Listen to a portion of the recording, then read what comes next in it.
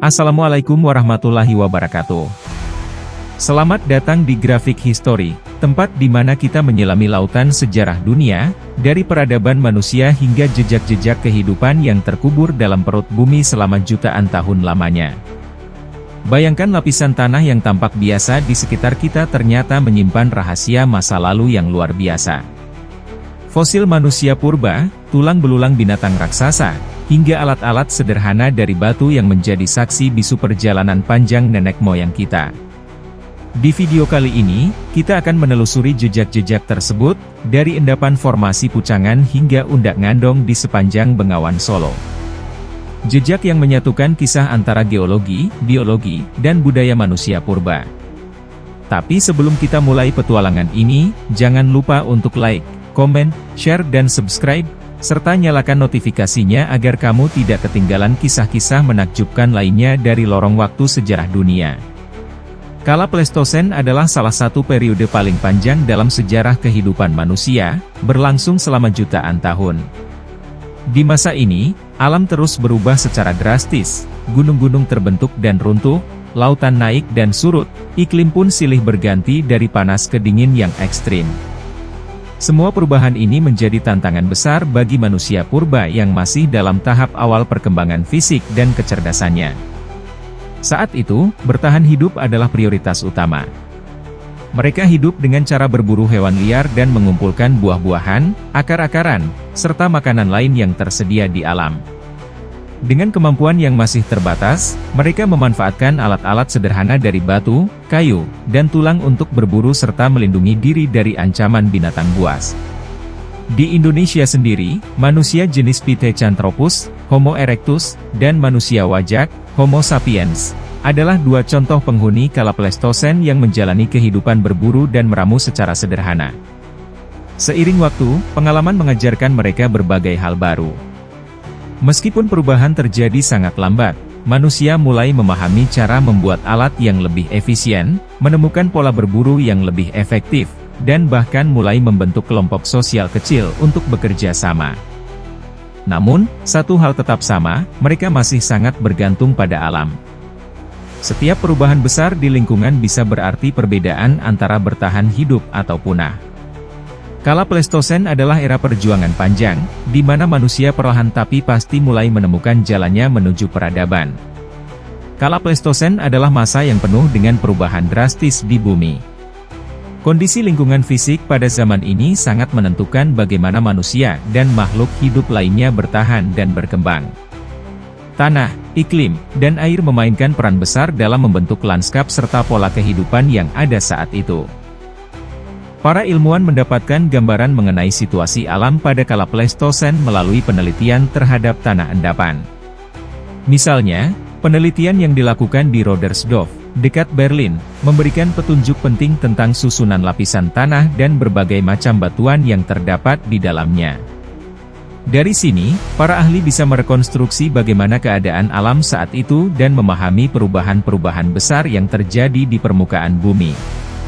Perubahan alam pada kala Pleistosen terjadi karena gerakan endogen, seperti aktivitas tektonik dan vulkanisme, serta proses eksogen seperti erosi dan sedimentasi. Iklim juga mengalami pergeseran besar, dari periode dingin ekstrim hingga periode lebih hangat. Kondisi ini memengaruhi persebaran hewan dan tumbuhan yang mulai hidup merata di seluruh bumi, sementara manusia baru muncul dan mendiami wilayah-wilayah tertentu seperti Afrika, Eropa, Asia, dan Kepulauan Indonesia. Kala Pleistosen juga ditandai dengan terbentuknya daratan baru yang terangkat dari bawah laut, serta terbentuknya undak-undak sungai dan pantai akibat naik turunnya permukaan tanah. Aktivitas vulkanisme yang dahsyat turut mengubah bentuk permukaan bumi, bahkan membawa fosil-fosil makhluk hidup yang terseret aliran lahar hingga ke dataran rendah. Di Indonesia, penelitian menunjukkan bahwa sisa-sisa kehidupan kala Pleistosen banyak ditemukan di sekitar gunung api, memberikan petunjuk penting tentang bagaimana kehidupan berkembang di masa lalu. Sungai dan danau selalu memainkan peran penting dalam kehidupan manusia, baik pada masa lalu maupun sekarang. Selain menjadi sumber air minum, tempat mencari makanan, dan sarana transportasi, sungai dan danau juga menyimpan jejak sejarah perubahan alam. Dari lapisan sedimen yang terkumpul di dasarnya, para ilmuwan dapat mempelajari bagaimana bentuk muka bumi, iklim, dan kehidupan di masa silam mengalami perubahan. Pada kala Pleistosen, perubahan iklim yang ekstrim menyebabkan meluasnya es hingga menutupi sebagian besar permukaan bumi. Fenomena ini disebut sebagai masa glasial, di mana suhu global menurun drastis dan es mencengkeram sebagian besar wilayah, terutama di belahan bumi utara. Namun, di antara periode glasial tersebut, ada pula masa antarglasial, ketika suhu kembali naik dan es mencair, menciptakan lingkungan yang lebih hangat dan memungkinkan kehidupan berkembang kembali.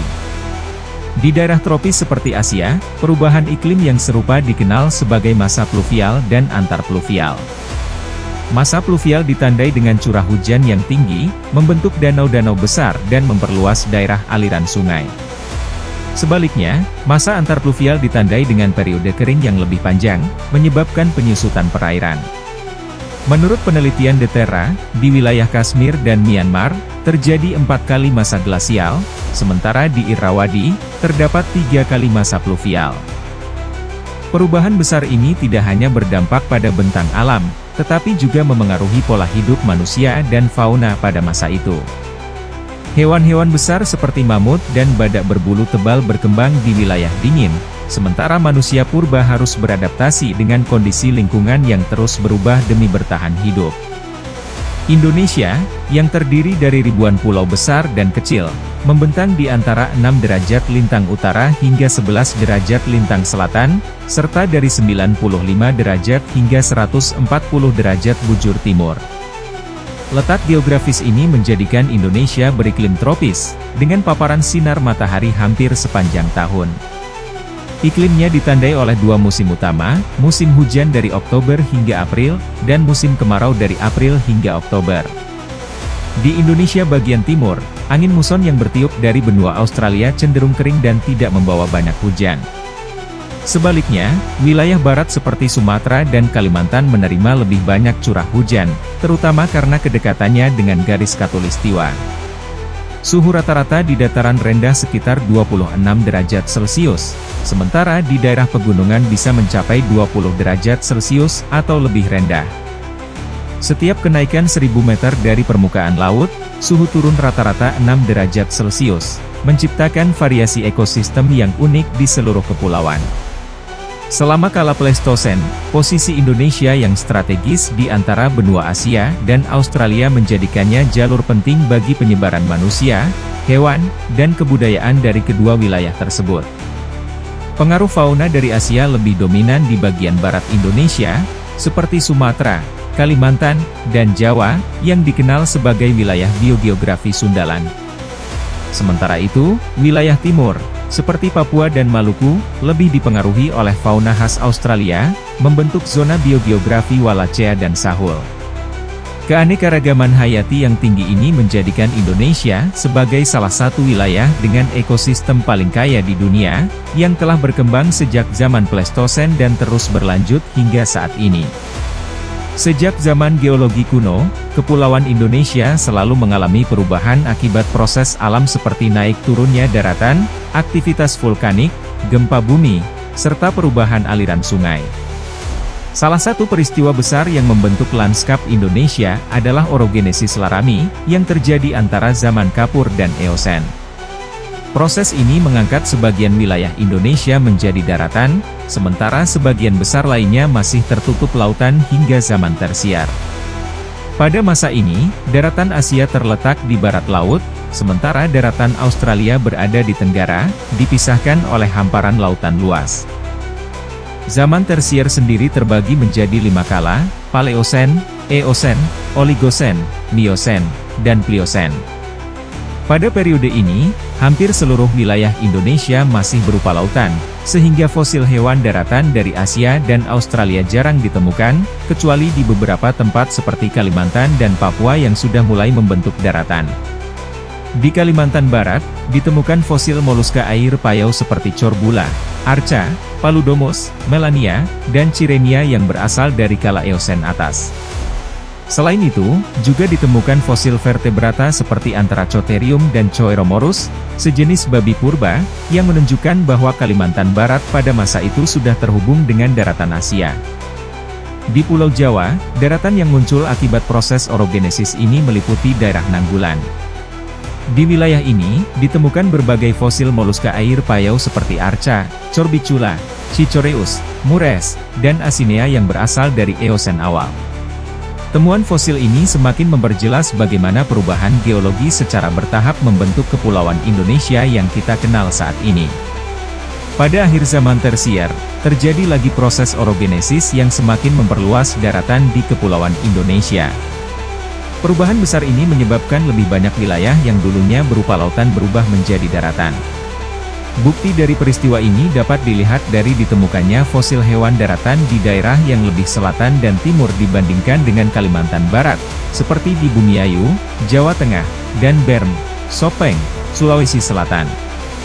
Di wilayah-wilayah ini, para ilmuwan menemukan fauna Archidiscodon Celebochoerus, yang diperkirakan berasal dari Pliosen atas berdasarkan metode stratigrafi vertebrata. Pada masa ini, manusia purba belum ditemukan di Indonesia, atau setidaknya belum mencapai daratan tersebut. Keberadaan manusia baru terdeteksi pada kala Pleistosen bawah, dengan ditemukannya fosil dalam batuan formasi pucangan yang terbentuk pada periode tersebut. Penentuan usia fosil ini juga didasarkan pada metode stratigrafi vertebrata. Namun, penelitian menggunakan metode foraminifera kecil plankton menunjukkan bahwa usia formasi ini mungkin lebih tua dari Pleistosen bawah, yakni berasal dari Pliosen atas atau paling tidak dari lapisan paling akhir Pliosen. Selain pergerakan tektonik, akhir zaman tersier juga ditandai dengan aktivitas vulkanisme yang sangat kuat. Letusan gunung api besar memuntahkan material batuan eruptif yang kemudian menutupi lautan dan cekungan sedimentasi di sekitar gunung berapi. Aktivitas ini berkontribusi dalam memperluas daratan yang telah terbentuk sebelumnya, menciptakan lanskap baru yang menjadi tempat hidup bagi flora dan fauna purba. Perubahan bentuk daratan di kepulauan Indonesia selama kala Pleistosen tidak hanya disebabkan oleh gerakan tektonik seperti orogenesis dan aktivitas vulkanisme, tetapi juga dipengaruhi oleh perubahan muka laut. Salah satu faktor utama yang menyebabkan turunnya muka laut adalah masa glasial, di mana sebagian besar air dunia membeku menjadi es. Akibatnya, volume air laut berkurang drastis, menyebabkan permukaan laut turun sekitar 60–70 meter dari ketinggian sebelumnya. Kala Pleistosen sendiri mengalami 4 zaman glasial utama, yaitu Gunst, Mindel, Ries, dan Wurm. Setiap zaman glasial ini dipisahkan oleh 3 periode antarglasial, yaitu Gunst-Mindel, Mindel-Ries, dan Ries-Wurm, di mana suhu menjadi lebih hangat dan es mencair. Di Pulau Jawa, pengaruh orogenesis kala Pleistosen terlihat pada daerah seperti Nanggulan, di mana ditemukan fosil moluska air payau seperti Arca, Corbicula, Cicoreus, Mures, dan Asinea, yang berasal dari Eosen awal. Dampak dari zaman glasial ini sangat besar terhadap geografi kawasan tropis, termasuk Indonesia. Saat es di belahan bumi utara dan selatan membeku, air laut yang surut menyebabkan laut-laut dangkal berubah menjadi daratan luas yang dikenal sebagai paparan Sunda. Paparan ini menghubungkan Jawa, Sumatera, dan Kalimantan dengan daratan Asia Tenggara, menjadi jembatan alami bagi manusia dan hewan yang bermigrasi dari Asia ke Nusantara. Sementara itu, di Indonesia bagian timur, terbentuk paparan Sahul yang menghubungkan Irian dengan benua Australia.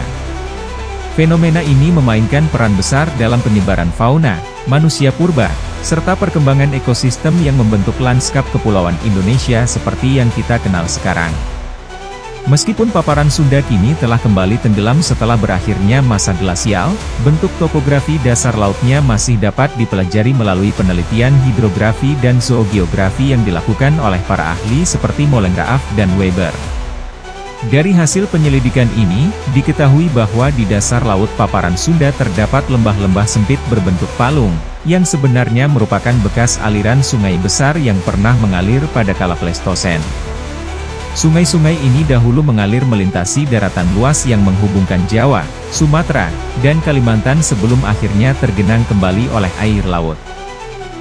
Bukti lain dari keberadaan sungai-sungai purba ini dapat ditemukan melalui penelitian terhadap ikan air tawar di sungai-sungai Jawa, Sumatera, dan Kalimantan.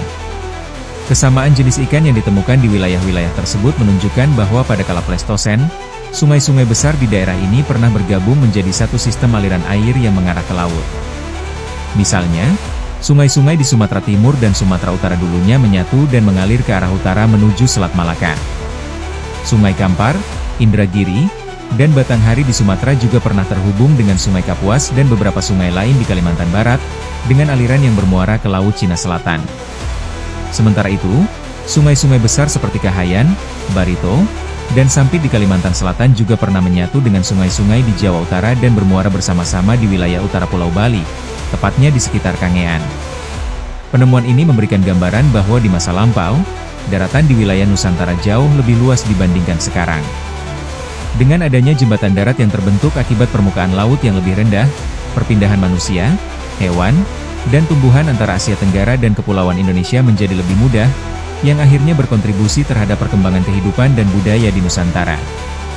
Hujan lebat yang terjadi selama masa pluvial menyebabkan terbentuknya banyak sungai yang mengalir di berbagai wilayah. Aliran sungai yang deras tidak hanya mengangkut dan memindahkan berbagai macam batuan, tetapi juga berperan dalam pembentukan daratan baru melalui proses pengendapan yang berlangsung terus-menerus. Selain itu, aliran air sungai secara perlahan dapat mengubah letak dan bentuk sungai itu sendiri serta mengubah permukaan tanah di sekitarnya. Di Indonesia, erosi yang disebabkan oleh sungai-sungai modern memberikan kontribusi besar dalam penyelidikan lapisan tanah yang berusia Pleistosen. Proses erosi ini mengikis dan menyingkap lapisan-lapisan tanah yang sebelumnya terkubur, sehingga membantu para ahli dalam mengungkap jejak kehidupan masa lalu. Salah satu contoh penting adalah erosi yang terjadi di sepanjang Bengawan Solo, yang telah mengungkap sisa-sisa kehidupan kala Pleistosen di Jawa. Temuan fosil di situs Trinil, Kabupaten Ngawi, dan Ngandong, Kabupaten Blora, menjadi bukti nyata bahwa daerah tersebut pernah dihuni oleh makhluk hidup sejak zaman Pleistosen. Selain mengungkap sisa-sisa kehidupan masa lampau, erosi yang terjadi akibat air sungai dan hujan juga dapat memperlihatkan berbagai lapisan tanah yang mengandung bukti terjadinya peristiwa alam di masa lampau. Lapisan-lapisan tersebut bisa menunjukkan adanya peristiwa seperti genang laut, transgresi, letusan gunung api, terbentuknya danau, hingga pergeseran tanah akibat aktivitas tektonik. Dengan demikian, penelitian terhadap lapisan tanah yang terungkap akibat erosi sungai dapat memberikan wawasan yang lebih dalam tentang sejarah geologi dan lingkungan di wilayah Nusantara. Perubahan pasang dan surut air laut selama kala Pleistosen juga berdampak pada naik dan turunnya muka air sungai. Fluktuasi ini menyebabkan pengendapan batuan di sepanjang tepian sungai dan pantai. Jika proses ini terjadi secara berulang-ulang dalam jangka waktu yang sangat lama, maka akan terbentuk unda-unda pantai dan unda-unda sungai, terutama setelah daerah tersebut mengalami pengangkatan akibat proses orogenesis. Unda-unda pantai dan sungai yang terbentuk pada kala Pleistosen memiliki nilai penting dalam penelitian sejarah kehidupan manusia serta lingkungannya di masa lampau. Terutama di unda-unda sungai, sering ditemukan sisa-sisa kehidupan atau peninggalan manusia dari zaman Pleistosen. Penelitian geologis, paleontologis, dan arkeologis terhadap berbagai unda-unda sungai, seperti di Punung, Pacitan, Ngandong, Blora, Cap Benge, Sulawesi Selatan, Flores, Timor, dan Sumba, menunjukkan bahwa sungai-sungai di daerah tersebut telah mengendapkan berbagai jenis batuan, perkakas manusia, serta fosil hewan dan tumbuhan. Khusus untuk fosil manusia, penemuan hingga saat ini masih terbatas pada unda-unda Sungai Solo di Ngandong. Hal ini menunjukkan bahwa daerah tersebut pernah menjadi tempat hunian manusia pada kala Pleistosen dan berpotensi memberikan lebih banyak informasi tentang kehidupan manusia purba serta lingkungannya di Nusantara pada masa lampau. Kegiatan vulkanisme pada kala Pleistosen yang memuntahkan berbagai jenis batuan telah menyebabkan terbendungnya beberapa sungai dan laut, yang pada akhirnya membentuk danau kawah, seperti Danau Batur di Bali. Salah satu contoh terbentuknya danau besar akibat terbendungnya sungai adalah Danau Solo Purba. Pada kala Pleistosen, aktivitas vulkanisme meningkat secara drastis, menyebabkan aliran lahar dari gunung-gunung seperti Wilis, Lawu, dan Merapi mengendap di Danau Solo Purba, sehingga membendung aliran Bengawan Solo Purba. Pembatas alami danau ini di utara adalah Pegunungan Kendeng, di selatan adalah Gunung Kidul, sedangkan ke timur dan barat dibatasi oleh gunung-gunung berapi seperti Merbabu, Merapi, Telomoyo, dan Gunung Pandan. Di dalam danau besar ini, terjadi pengendapan lempung hitam, yang kini dapat diamati pada kubah Sangiran di sebelah utara kota Solo. Di sana, formasi pucangan yang berusia Pleistosen awal tersingkap dengan jelas, terdiri atas lapisan lempung hitam yang terbentuk di danau air tawar tersebut, serta endapan lahar dari letusan gunung api pada masa itu. Fenomena serupa juga terjadi di dataran tinggi Bandung, di mana terbentuk sebuah danau purba akibat terbendungnya aliran sungai Citarum purba. Akibatnya, wilayah Bandung tergenang dan membentuk sebuah danau luas. Endapan danau ini terdiri atas lempung organik hitam, lempung gambut, serta lapisan pasir dan humus yang terbentuk pada kala Pleistosen atas. Setelah zaman es Wurm berakhir, terjadi periode pemanasan global yang disebut zaman pasca-glasial, post-glacial, yang mencakup masa kita hidup saat ini. Dalam periode ini, lapisan-lapisan es yang terbentuk selama zaman es Wurm mulai mencair, menyebabkan peningkatan muka air laut. Akibatnya, wilayah yang sebelumnya merupakan daratan rendah, seperti paparan Sahul dan paparan Sunda, tergenang air laut dan berubah menjadi lautan seperti yang kita kenal sekarang. Proses penggenangan ini menyebabkan berbagai kelompok fauna vertebrata Pleistosen yang sebelumnya terhubung dengan daratan Asia atau Australia menjadi terisolasi. Mereka terpaksa beradaptasi dengan lingkungan baru dan mengalami perkembangan evolusi yang berbeda dari kelompok induknya.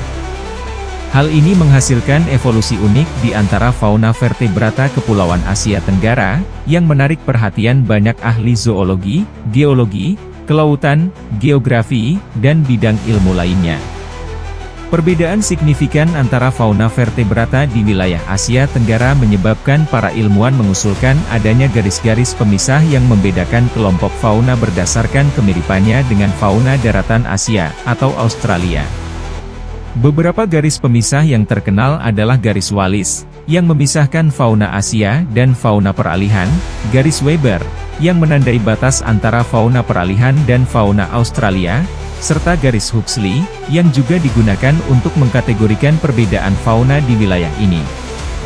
Kepulauan Indonesia termasuk dalam daerah tropis yang umumnya tidak mengalami pengaruh langsung dari gletser yang meluas, kecuali di wilayah pegunungan Jayawijaya di Irian.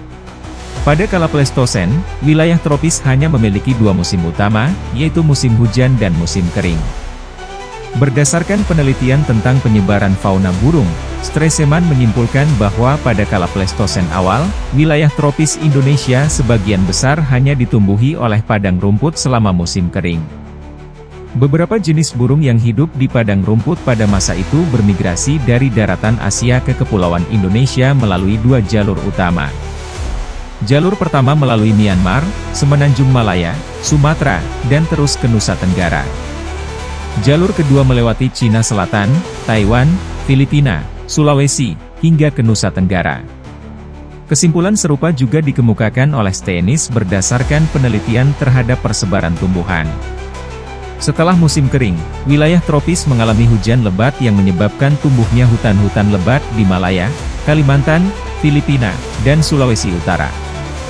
Burung-burung padang rumput yang sebelumnya bermigrasi mulai menghilang seiring dengan menyusutnya padang rumput dan hanya muncul kembali ketika musim kering berikutnya tiba. Stresemann memperkirakan bahwa setidaknya terjadi dua kali periode hujan besar di daerah tropis selama kala Pleistosen. Pada tahun 1907 hingga 1908, dilakukan suatu penggalian di Trinil oleh Nyonya Selenka. Dalam penggalian ini, Schuster menemukan sejumlah 54 spesies fosil tumbuh-tumbuhan. Dari jumlah tersebut, 24 spesies masih dapat ditemukan di Jawa, dan 4 spesies di antaranya bahkan masih hidup di Trinil pada ketinggian antara 600 hingga 1200 meter di atas permukaan laut. Berdasarkan temuannya, Schuster menyimpulkan bahwa iklim di Jawa pada masa itu lebih dingin, dengan suhu sekitar 6 derajat hingga 8 derajat Celcius. Lebih rendah dibandingkan dengan iklim saat ini. Namun, kesimpulan Schuster masih diragukan oleh beberapa peneliti. Lapisan-lapisan tanah memiliki arti yang sangat penting dalam setiap upaya penanggalan kehidupan manusia dan lingkungannya. Dari kondisi lapisan tanah, berbagai proses alam yang terjadi di masa lampau dapat diketahui, karena di dalamnya terkandung berbagai jenis batuan dan kadang-kadang juga sisa-sisa kehidupan. Dalam beberapa kasus, lapisan tanah dapat menyimpan dokumen sejarah dalam bentuk fosil yang memberikan petunjuk penting mengenai kehidupan masa lalu. Sisa-sisa kehidupan fosil merupakan satu-satunya sumber otentik untuk menyusun sejarah kehidupan yang telah berlangsung selama ratusan ribu hingga jutaan tahun yang lalu. Oleh karena itu, lapisan-lapisan tanah memiliki nilai sejarah yang sangat penting, terutama jika di dalamnya tersimpan fosil atau jejak budaya manusia, seperti perkakas dari batu atau tulang. Selain fosil, jenis-jenis batuan yang ditemukan dalam lapisan tanah juga dapat memberikan petunjuk mengenai peristiwa alam yang terjadi di masa lampau, seperti letusan gunung api dan banjir. Lapisan tanah yang terbentuk melalui proses pengendapan tersusun berdasarkan urutan usianya. Semakin dalam letaknya, semakin tua usia lapisan tersebut. Sebaliknya, lapisan yang berada di bagian atas memiliki usia yang lebih muda. Namun, akibat adanya gerakan dari dalam bumi, endogen, lapisan tanah bisa mengalami perubahan, seperti terangkat atau terlipat, sehingga susunannya tidak lagi mendatar melainkan bisa menjadi tegak lurus, miring, atau bergelombang. Jika permukaan tanah terus-menerus mengalami erosi akibat kekuatan dari luar bumi, eksogen, seperti hujan, maka lapisan tanah yang semula berada di kedalaman dapat tersingkap ke permukaan. Salah satu contoh singkapan lapisan tanah berusia Pleistosen yang sangat baik di Jawa dapat ditemukan di sepanjang aliran Bengawan Solo, terutama di Trinil dan daerah Sangiran. Di Indonesia, singkapan endapan Pleistosen dapat ditemukan di banyak pulau. Dari sekian banyak endapan Pleistosen, yang paling penting terdapat di Pulau Jawa, Sumatera, Sulawesi, Flores, Timor, dan Sumba. Endapan Pleistosen di Pulau Jawa sangat terkenal karena menjadi lokasi ditemukannya fosil Pithecanthropus, Homo erectus, serta berbagai fosil vertebrata lainnya dalam jumlah yang banyak. Kronologi Pleistosen di Jawa dibagi menjadi 3 bagian berdasarkan usianya, dari yang tertua hingga yang termuda, yaitu Pleistosen bawah, Pleistosen tengah, dan Pleistosen atas. Endapan berusia Pleistosen bawah terkenal dengan nama formasi pucangan. Menurut Duifjes, yang menyelidiki lapisan ini, di dalam formasi pucangan dapat dibedakan menjadi 2 fasies, yaitu fasies lempung laut dan fasies vulkanik tufaan sampai pasiran. Fasies vulkanik ini banyak mengandung fosil vertebrata. Lapisan dengan fasies vulkanik terutama terdapat di bagian barat pegunungan Kendeng, sedangkan semakin ke timur terdapat lebih banyak selaan endapan laut. Di sekitar Surabaya, formasi ini seluruhnya terdiri atas lempung dan tufa vulkanik yang mengandung moluska laut. Di bagian timur pegunungan Kendeng, tepatnya di sekitar Perning dekat Mojokerto, tempat ditemukannya fosil Pithecanthropus, susunan tanahnya dari atas ke bawah menurut Duifjes adalah sebagai berikut. 1. Batu pasir tufaan setebal 35 meter. 2. Batu pasir tufaan, batu lempung, dan napal yang mengandung moluska laut, setebal 10 cm. 3. Batu lempung berwarna kehijau-hijauan setebal 5 cm. 4. Batu pasir kasar setebal 100 meter, yang mengandung konglomerat dan batuan andesit. Di dalam lapisan ini ditemukan fosil manusia yang diperkirakan sebagai Pithecanthropus mojokertensis. 5. Batu pasir tufaan dengan selaan batu lempung setebal 10 cm. 6. Napal dan batu pasir tufaan yang mengandung batu lempung serta fosil-fosil moluska laut, setebal 25 cm. Lapisan-lapisan ini menunjukkan bahwa daerah tersebut mengalami berbagai proses geologis yang kompleks selama masa Pleistosen, termasuk aktivitas vulkanik, pengendapan laut, serta proses erosi dan sedimentasi yang menghasilkan lapisan-lapisan batuan dengan karakteristik yang berbeda-beda. Temuan fosil manusia tersebut terjadi pada tahun 1936. Fosil yang ditemukan berupa tengkorak anak-anak dan ditemukan di bagian atas lapisan keempat, hanya pada kedalaman 1 meter dari muka tanah saat ini. Meskipun demikian, penyelidikan yang teliti dari sudut geologi maupun paleontologi oleh Duifjes dan Koenigswald menunjukkan bahwa tengkorak tersebut benar-benar berasal dari Pleistosen bawah atau formasi pucangan. Penelitian ulang yang dilakukan pada tahun 1938 oleh Terra dan Movius memperkuat kesimpulan yang telah dikemukakan oleh Duifjes dan Koenigswald. Terra melakukan penyelidikan dengan membandingkan contoh tanah yang diambil dari lubang tempat ditemukannya fosil tersebut dengan komposisi mineralogi matriks yang terdapat pada tengkorak. Hasil penelitian menunjukkan bahwa kedua sampel tersebut memiliki sifat yang sama, yang semakin menegaskan bahwa fosil ini memang berasal dari lapisan tanah yang berusia Pleistosen bawah. Pada tahun 1971, Curtis dan Jacob melakukan penelitian lebih lanjut untuk menentukan usia fosil tersebut. Berdasarkan metode pertanggalan kalium-argon, mereka menyimpulkan bahwa tanah yang mengandung fosil ini berusia 1,9 juta tahun. Namun, untuk mendapatkan data yang lebih akurat, masih diperlukan penelitian lebih lanjut mengenai stratigrafi dan geologi dari lokasi penemuan fosil tersebut. Hal ini disebabkan oleh ketebalan batu pasir yang mencapai 100 meter, sementara posisi fosilnya sendiri hanya 1 meter dari permukaan tanah saat ini. Ada kemungkinan bahwa posisi stratigrafi fosil ini merupakan posisi sekunder, artinya fosil tersebut bisa saja telah mengalami perpindahan dari lokasi aslinya akibat proses geologi seperti erosi atau pergerakan tanah. Lapisan-lapisan yang mirip dengan yang ditemukan di dekat Mojokerto juga terdapat di Sangiran, Trinil, dan di sekitar Gunung Butak. Semua daerah tersebut termasuk dalam kawasan Pegunungan Kendeng. Pegunungan Kendeng membentang dari barat ke timur dengan panjang sekitar 200 km dan lebar yang bervariasi antara 0,5 hingga 5 km. Akhir-akhir ini, telah dilakukan penyelidikan yang lebih mendalam terhadap formasi Pucangan karena munculnya keraguan apakah formasi yang ditemukan di lokasi tipenya benar-benar identik dengan yang ada di Sangiran maupun Trinil. Salah satu kendala utama dalam mengkaji formasi ini adalah adanya selang-seling berbagai lapisan baik secara lateral, menyamping, maupun vertikal, ke atas dan ke bawah, yang sangat cepat berubah, sehingga menyulitkan korelasi litologi formasi Pucangan di berbagai tempat di Jawa Timur dan Jawa Tengah. Meskipun demikian, kesimpulan sementara dari berbagai penelitian yang telah dilakukan menunjukkan bahwa litologi atau komposisi batuan dan usia formasi Pucangan berbeda-beda di berbagai lokasi. Oleh karena itu, istilah formasi Pucangan masih perlu diteliti lebih lanjut untuk memperoleh kejelasan yang lebih mendalam. Formasi Pucangan, bersama-sama dengan formasi Kabuh dan formasi Notopuro, dimasukkan ke dalam kelompok Kendeng. Penentuan usia dari berbagai formasi tersebut biasanya menggunakan metode stratigrafi vertebrata, yaitu dengan mengandalkan kumpulan fosil vertebrata sebagai acuan penentuan usia.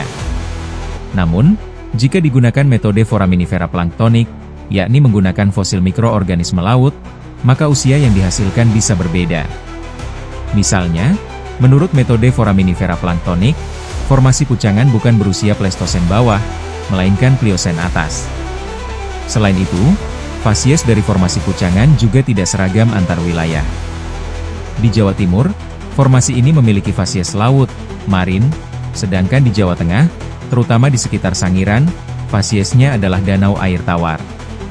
Fosil-fosil vertebrata yang ditemukan di dalam formasi ini dikelompokkan ke dalam fauna jetis, yaitu sekelompok jenis fauna yang digunakan sebagai penanda waktu geologis tertentu. Di Sangiran, formasi Pucangan tersusun atas batu lempung hitam yang kaya akan fosil vertebrata, termasuk moluska air tawar, dan dialasi oleh breksi vulkanik di bagian bawah. Tepat di atas batas bawah formasi ini, terdapat lapisan tipis endapan laut berupa batu pasir yang mengandung moluska laut.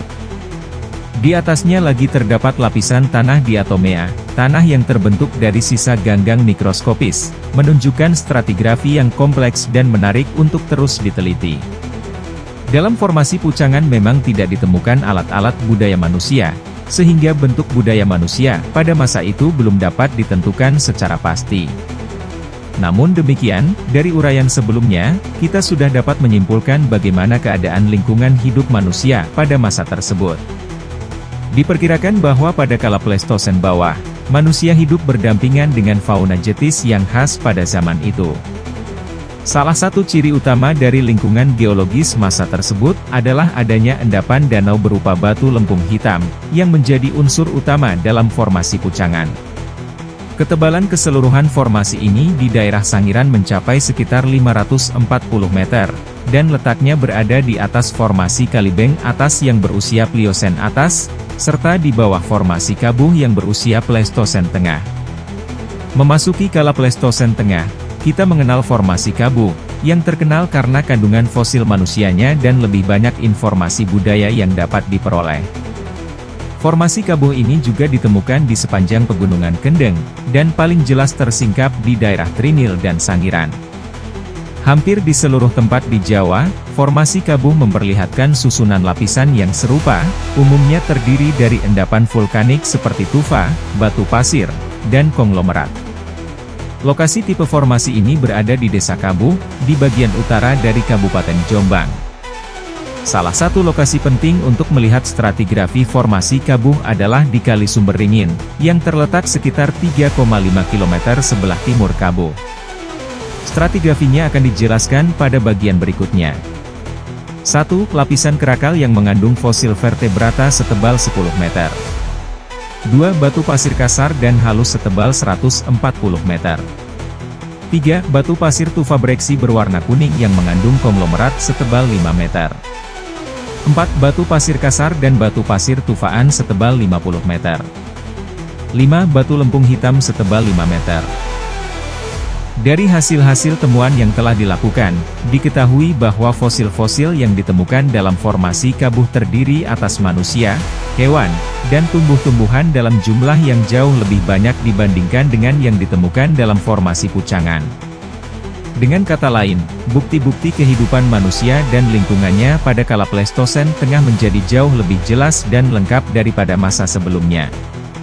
Beberapa ahli, termasuk von Koenigswald, berpendapat bahwa alat-alat batu yang ditemukan di sekitar Kali Baksoko, Pacitan, berasal dari masa Pleistosen Tengah. Jika anggapan ini benar, maka alat-alat batu tersebut kemungkinan besar adalah hasil budaya manusia jenis Pithecanthropus yang hidup pada masa itu. Di atas formasi Kabuh, terdapat formasi Notopuro yang berusia antara Pleistosen Tengah akhir dan Pleistosen atas awal. Formasi ini juga terdapat di sepanjang Pegunungan Kendeng dan terdiri atas breksi andesit dan konglomerat, yang merupakan endapan lahar hasil aktivitas gunung api. Di daerah Ungaran, serta di antara Ngawi dan Jombang, formasi Notopuro banyak mengandung fosil hewan yang menunjukkan kemiripan dengan fauna dari Trinil, yang terkenal dengan penemuan Pithecanthropus erectus. Endapan-endapan yang lebih muda daripada formasi Notopuro di daerah Sangiran ditemukan dalam bentuk undak sungai di sepanjang Kali Cemoro. Karena lokasinya, endapan ini dinamakan Undak Cemoro. Menariknya, Undak Cemoro ini terdiri dari dua endapan yang berbeda usia, yang dapat dibedakan berdasarkan perbedaan ketinggian masing-masing undak, di mana yang satu lebih tua dari yang lain. Hal ini menandakan bahwa proses pengendapan berlangsung bertahap dalam waktu yang cukup lama. Di bagian timur Pegunungan Kendeng, formasi Notopuro tampak antara lain di Desa Ngebung.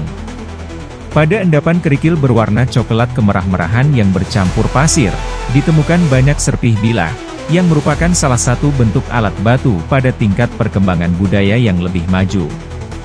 Fosil Pithecanthropus erectus atau Homo erectus ngandongensis diduga merupakan pembuat dari alat-alat batu tersebut, menunjukkan bahwa manusia purba saat itu telah memiliki kemampuan teknologi yang semakin berkembang. Salah satu endapan penting pada akhir kala Pleistosen atas adalah undak-undak sungai. Di sepanjang Bengawan Solo, telah dilakukan ekskavasi penting antara tahun 1931 hingga 1933 oleh Openoord dan Ter Haar di Desa Ngandong. Hasil dari ekskavasi tersebut sangat mengesankan, yaitu ditemukannya 12 buah tengkorak Pithecanthropus soloensis atau Homo erectus ngandongensis serta sejumlah besar fosil hewan. Di samping itu, ditemukan juga berbagai alat dari tulang yang diperkirakan berasal dari masa Pleistosen atas. Penemuan ini menjadi sangat penting karena menunjukkan eksistensi manusia purba yang masih berlanjut hingga periode akhir Pleistosen, serta memberikan gambaran tentang lingkungan hidup dan kemampuan budaya mereka. Jika dibandingkan dengan lapisan-lapisan berusia Pleistosen bawah dan tengah, maka lapisan Pleistosen atas merupakan bagian yang paling sedikit diketahui. Hal ini disebabkan karena lapisan-lapisan dari masa ini umumnya tertutup oleh endapan aluvial, sehingga sulit untuk dieksplorasi secara langsung. Namun, keberadaan aliran Bengawan Solo yang memotong dan menoreh Pegunungan Kendeng di bagian utara Ngawi ternyata menyisakan bekas berupa undak-undak sungai yang terbentuk pada Pleistosen atas. Di Desa Karsono dan Padas Malang, Bengawan Solo telah membentuk undak-undak yang menurut De Terra sedikitnya terdiri dari 3 buah. Undak tertua T1 memiliki tinggi antara 40 hingga 50 meter, sedangkan undak termuda atau T3 memiliki ketinggian sekitar 4 meter dari dasar sungai. Penelitian lanjutan yang dilakukan pada tahun-tahun berikutnya terhadap undak-undak purba Bengawan Solo menghasilkan temuan bahwa jumlah undak-undak tersebut lebih banyak dari yang diperkirakan semula, bahkan ada beberapa yang lebih tua dari undak Ngandong itu sendiri. Penelitian terhadap undak-undak sungai ini menjadi penting karena memberikan petunjuk stratigrafi dan kronologi yang berguna dalam memahami perkembangan kehidupan manusia purba di Jawa, terutama dalam hubungannya dengan lingkungan fisik dan budaya mereka selama kala Pleistosen. Itulah sekelumit kisah dari kedalaman tanah Jawa, tentang bagaimana lapisan-lapisan bumi menyimpan rahasia kehidupan manusia purba. Dari formasi pucangan yang penuh dengan fosil vertebrata, hingga jejak Homo erectus yang hidup berdampingan dengan sungai purba dan alam yang terus berubah. Melalui setiap singkapan tanah dan setiap tulang yang ditemukan, kita belajar bahwa sejarah bukan hanya tentang kerajaan dan perang, tapi juga tentang tanah yang kita pijak, tentang makhluk-makhluk yang pernah ada, dan tentang kita sendiri sebagai bagian dari evolusi panjang umat manusia. Terima kasih sudah menonton video ini. Jika Anda menikmati konten yang kami sajikan, jangan lupa untuk like, komen, dan subscribe, serta nyalakan lonceng notifikasinya agar kamu tidak ketinggalan video menarik lainnya dari kami. Bagikan juga video ini kepada teman-teman Anda agar semakin banyak yang tahu tentang sejarah-sejarah yang kami bahas. Sampai jumpa di video berikutnya. Wassalamualaikum warahmatullahi wabarakatuh.